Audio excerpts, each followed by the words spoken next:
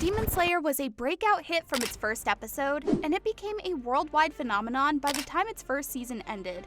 The anime has come a long way since then, and we've seen so many brilliant characters along the way.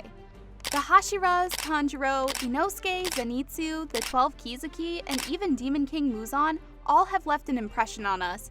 But despite this endless supply of amazing heroes and villains, Nezuko, in particular, tends to stand out because of her distinctive character design. Diving into the backstories, powers, motivations, and brawls of anybody among the Demon Slayer cast would be enthralling to talk about. But let's take it one analysis at a time. That being said, who better would be there to start with than the first female demon deuteragonist of the anime? This video is your all-you-need-to-know guide about Nezuko Kamado. We'll be going deep into everything from her backstory and encounter with Muzan to becoming the first demon ever to join the Demon Slayer Corps. But before we jump into how tragedy struck the Kamado family and what led to Nezuko to be hailed as the chosen demon, how about you leaving this video a thumbs up and subscribing while you're at it? Nezuko is just the first of many character analyses we'll be doing on Anime Unlimited. And if you'd love to see your favorite anime characters being featured, then let us know in the comments below and we'll see what we can do. The Kamado family lived in the snowy outskirts, and while it wasn't a comforting lifestyle, they were at peace. Well, that was until the Demon King, Muzan Kibutsuji, showed up and massacred everyone except Nezuko, and instead turned her into a demon for unknown reasons. Tanjiro wasn't home at that time, so when he found out what became of his family and Nezuko, he was shocked but never gave up on his sister even after she became a demon. Through the power of sisterly love, Nezuko managed to suppress her urges to devour humans and stayed by Tanjiro's side on their journey to seek justice. If you remember watching Season 1, you'll recall Nezuko didn't serve much of a purpose for the plot. She did have a lot of amazing battles though. From the story's perspective, the anime kept it all a mystery. But we'll talk later in the video about that and why Nezuko is the key figure in stopping Muzan once and for all. Nezuko spent her first 2 years as a demon in hibernation, if you could call it that. It was only after Tanjiro passed the final selection exam that Nezuko awoke and the duo set out on Demon Slayer missions. It was during one of these missions that they ran into Zenitsu and Inosuke. Both were wary of Nezuko because of her demon nature, but they eventually cozied up, especially Zenitsu. Nezuko did land a few punches here and there throughout Season 1, but it wasn't until the Mount Nadagumo arc that her character development started taking off. The 12 Kizuki's Lower Moon 5, Rui, beat Tanjiro half to death. The anime would have ended right there if Nezuko's pyrokinesis blood demon art hadn't awakened just when it did. Nezuko's blood demon art and Tanjiro's Hinokami Kagura were powerful, but they couldn't finish off Rui despite that. Luckily, that was more than enough time for the water Hashira, Gyu, to arrive and decapitate Rui. However, that victory was short-lived as the insect Hashira, Shinobu, showed the rookies no mercy and dragged them straight to the Hashira summit after finding out that Nezuko is a demon. The Hashira meeting was, you could say, where her chronicles as the fabled demon who doesn't eat humans began. At the summit, the wind Hashira Sanemi stabs Nezuko and tempts her with his blood so that everyone could see her true nature reveal itself. Nezuko controls the urge by reminiscing about her family, and instead ends up reassuring everybody present that she won't ever harm a human. After this uncanny spectacle, the rookie demon slayers are taken to the Butterfly Mansion to get some rest, and you know Nezuko, when she dozes off, she sleeps for years. Well, that wasn't exactly the case from here on out, but for the entirety of the rehabilitation training and Mugen Train arcs, her character development is put on hold. The only notable event during this time was when Nezuko gave it her all to protect the humans on the Mugen Train. This was also when the Flame Hashira, Kyojuro Rengoku, died at the hands of Akaza, but before he departed for the afterlife, he acknowledged Nezuko as a part of the Demon Slayer Corps. That made her the first demon to ever become a member of the Demon Slayer Corps. So you could even call Nezuko the first ever demon slayer. Nezuko's character development resumed in the Entertainment District arc when Tanjiro's team was sent with the Sound Hashira, Tengen, to investigate a string of disappearances in the titular Red Light District. The group found out the source of the problem, the 12 Kizuki's Upper Moon 6 siblings, Daki and Gyutaro.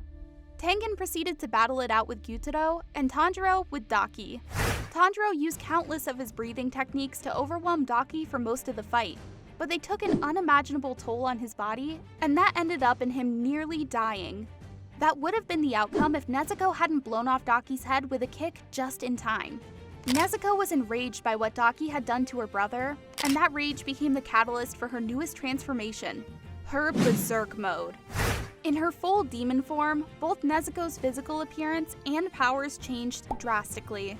A giant demon horn protruded from the side of her head, and her pyrokinesis abilities became on par with that of an upper moon. It's said that because Nezuko received a lot of Muzan's blood when he turned her into a demon, her powers are far greater than that of a newly turned demon, and that may be why she also doesn't need to eat humans to stay alive like all other demons. Nezuko chopped up Daki into pieces and stomped on her head dozens of times. She had lost control while fighting, and if it wasn't for Tanjiro singing her a lullaby to calm her, she may have just devoured a human. The Upper Moon's 6 siblings were ultimately defeated by Tanjiro, Tengen, Zenitsu, and Inosuke. The events proved to be quite tough on them, especially Tanjiro as he entered a coma, so the party headed back to the Demon Slayer Corps to regain their strength. That's everything right up until Season 2, and the remainder of this video will be about Season 3 and Nezuko's character ending in the manga.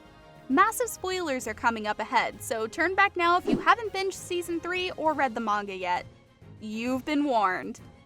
As Tanjiro headed to the swordsmith village accompanied by Nezuko to repair his sword, the pair couldn't have guessed that a grave threat was approaching.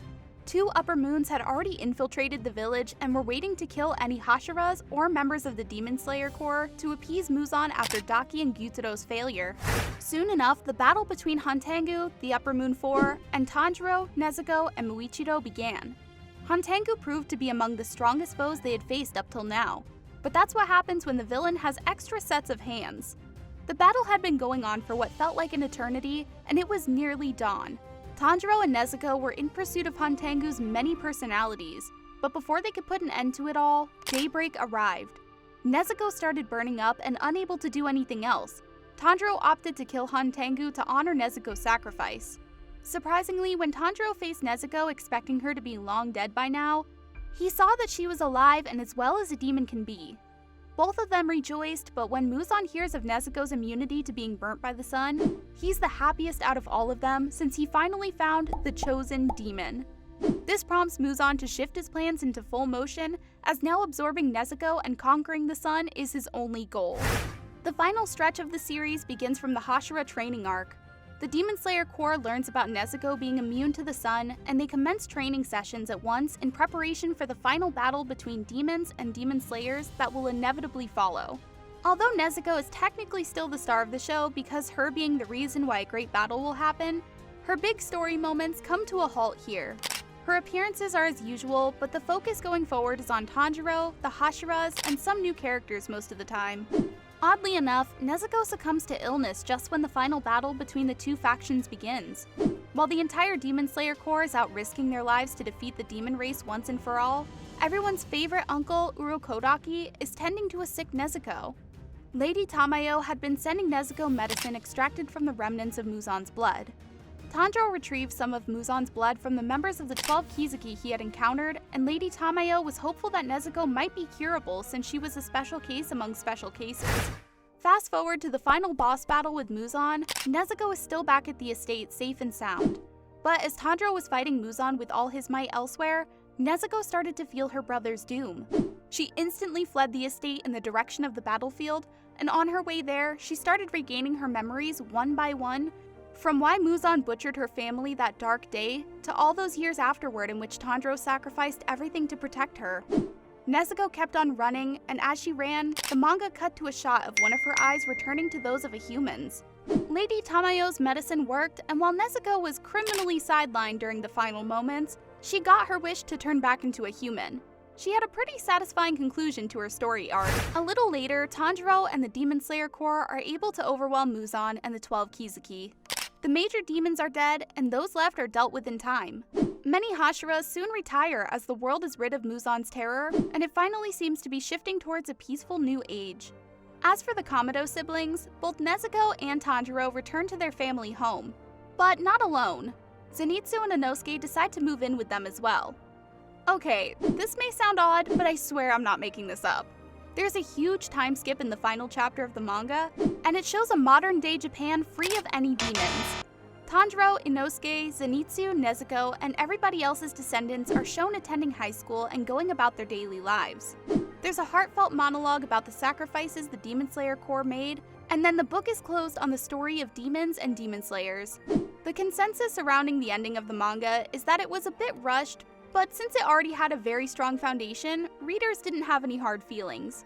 Nezuko's character development remained a highlight throughout the anime and manga, that's for sure. And thankfully, her being the chosen demon wasn't permanent, albeit it was quite enthralling to watch. As Nezuko's journey has come to an end, so has this video. If you want more of Demon Slayer, just let us know which characters pique your interest, and if you enjoyed this video, be sure to leave a thumbs up and subscribe so you don't miss out on any future Anime Unlimited content.